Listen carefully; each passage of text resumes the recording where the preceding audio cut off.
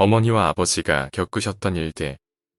본인은 귀신을 본 적이 없지만 부모님께 들었던 이야기를 해볼까 합니다. 첫 번째로 아버지의 해병대 시절 이야기입니다. 아버지는 군 생활을 백령도 해병대에서 수색대 생활을 하셨습니다. 아버지는 고향이 전라도 분이신데 그 당시 경상도와 전라도의 사이가 매우 안 좋았다고 합니다. 그런데 하필 재수없게 백령도 부대로 가자 선임들이 전부 경상도 사람이었답니다. 아버지는 엄청 치이고 엄청 괴롭힘당하고 엄청 맞았다고 합니다.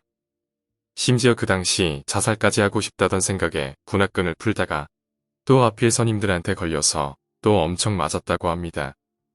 그렇게 살아가던 중 밤샘 근무를 선임과 보고 있는데 선임 2명이 배가 고프다고 아버지 보고 바다에 가서 전복 좀 따오라고 시켰답니다. 아버지는 정말 미치는 줄 알았답니다. 백령도 앞바다는 물설도 장난 아닌데 아무 장비 없이 칼만 들고 가야 하고 거기다 밤이고 이렇게 고민하는 사이 선임들이 빨리 안 간다고 또 엄청 때리길래 할 수 없이 아버지는 바다로 들어갔답니다. 울면서 들어갔다죠. 물론 밤바다라 잘 보이지는 않지만 희미한 달빛과 그리고 전복이 있을 만한 위치는 알고 있기에 꾸역꾸역 잠수했는데 그때 바닷속 멀리 속에서 뭔가 사람 형상이 다가오는 게 보였답니다. 어두운 바닷속에서 하얀 사람이 똑바로 서서 다가오는 게 보이더랍니다. 헤엄치기도 어려운데 물속에서 똑바로 서서 다가온다는 건 말이 안 되기에 아버지는 바로 귀신이라는 걸 직감했답니다. 그래서 바다에서 나와 다시 무트로 돌아가려 했으나 몸이 움직이지 않았답니다. 그 하얀 여자는 점점 가까워지고 입고 얼굴까지 보일 거리까지 다가오더니 아버지에게 말을 걸었답니다. 전복 찾고 있어. 나 전복 많은데 알고 있어 따라와. 이렇게 말하더니 엄청 웃더랍니다. 그리고 마치 뒷걸음질 치는 것 마냥 점점 멀어지는 것 같더니 그 잠깐 사이에 기억이 끊어져 버렸다고 합니다. 엄청 잠깐 사이. 그러다 정신 들었을 때는 선임이 아버지를 부축하면서 헤엄치고 있었다는군요.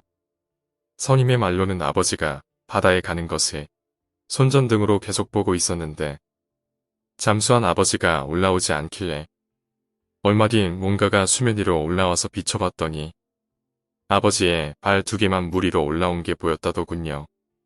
그러니 아버지는 바닷속에서 물구나무를 서 계셨던 겁니다. 선임들이 그거 보고 구하러 들어왔다는 겁니다. 아버지도 나름 해병대라 그런지 그런 일을 당하고도 바로 정신 추스리셔서 선임들에게 아버지가 본 것을 얘기해 줬답니다.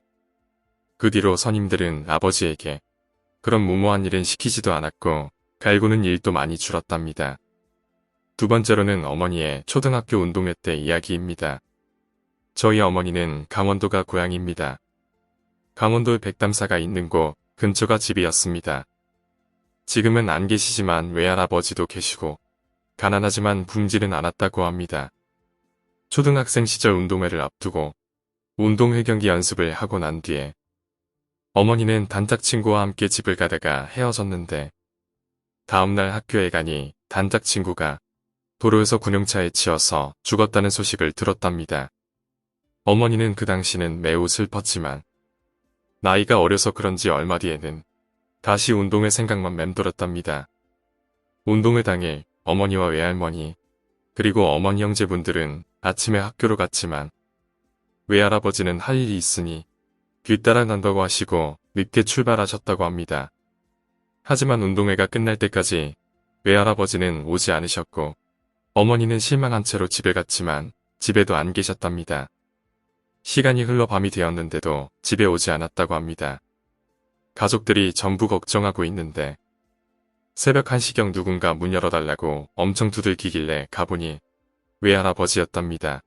할아버지를 본 엄마와 가족들은 경악을 했는데 할아버지가 옷이 다 찢어지고 피범벅이 돼서 집에 오신 겁니다.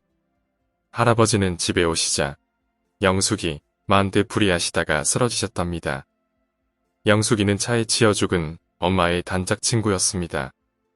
다음날 할아버지가 정신을 차리셔서 이야기해 주셨는데 할아버지가 직업이 신만이라 약초를 정리하고 학교를 가는데 늦지 않으려고 산을 타고 갔답니다.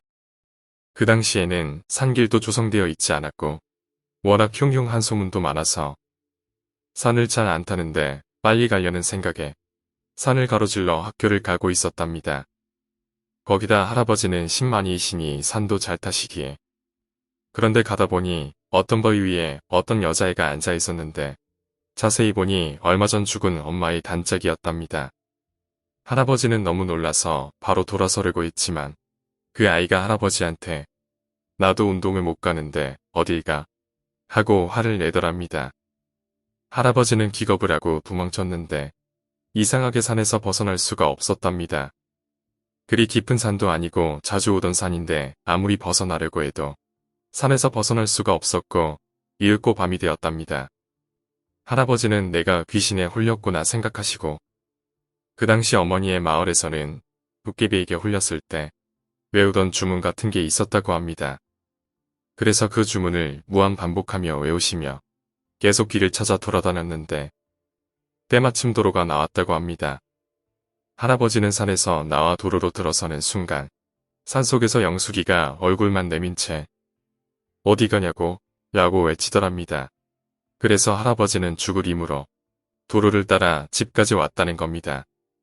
그 뒤에 할아버지는 동네에 있는 무인에게 제사를 받았고 그렇게 시간이 흘러가는 듯 했으나 정확한 세월은 모르겠으나 어머니가 아직 초등학생이실 때 할아버지는 약초를 캐시다가 미끄러져서 산에서 굴러떨어지셨고 그 뒤로 돌아가셨다고 합니다. 세 번째는 어머니가 꾸었던 꿈에 대한 이야기입니다. 어머니가 중학생 시절에 마을에서 한 아주머니가 돌아가셨는데 어머니 집에도 자주 놀러 오시고 어머니를 아주 이뻐해 주셨다는 아주머니였습니다. 그분 제사를 지내고 집에 와서 잠들었는데 꿈속에서 어머니가 동네에 서 계셨고 동네를 벗어나는 길목에서 돌아가신 아주머니가 이리 오라는 듯 손짓을 하시고 계셨답니다. 어머니는 그걸 보고 반가워서 아주머니에게 달려가는데 갑자기 뒤에서 누군가 어깨를 잡고 뒤로 내동댕이를 치더랍니다. 깜짝 놀라서 바라보니 외할아버지가 어머니를 노려보시면서 너가 갈 곳이 아니다 라고 소리치셨다는데 궁속이었지만 엄청 우렁차고 큰 소리로 말씀하셨답니다. 그러더니 할아버지가 아주머니에게 가더니 아주머니의 손을 잡고 사라지셨고 어머니는 잠에서 깨어 외할머니에게 말씀드렸더니 할머니가 슬퍼하시면서 할아버지가 어머니를 지켜주신 거라고 말씀하셨답니다. 오늘 이야기는 여기까지입니다. 오늘 이야기가 재미있으셨다면 구독과 좋아요 부탁드립니다. 감사합니다.